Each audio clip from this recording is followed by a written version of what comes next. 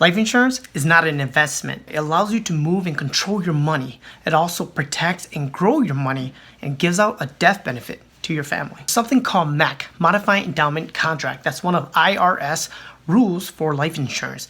Think of it as like the IRS measuring stick to see if it's a life insurance or a pure taxable investment. When the IRS relabels your life insurance policy as a MAC, you lose the tax benefit and they see it as an investment. In short, you don't want it to MAC. People think you need a high net worth to purchase these policies or to make it effective, but that's not true.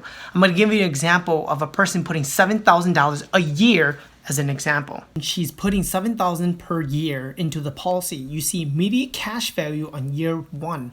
Look at the IRR on the death benefit. That is a 3,685% return if something was to happen to her that year. She breaks even on year 6. She puts in 42, she got 42,550 back. What do you think her death benefit cost her at? And at this point, her cash value keeps growing and her death benefit keeps increasing. And the best part is, this life insurance is not a MAC. Some people would say, you much rather put your money into the stock markets instead of a life insurance. I say, why can't you have both? You can funnel your money into these policies, take a loan against it, and put the money into the stock market.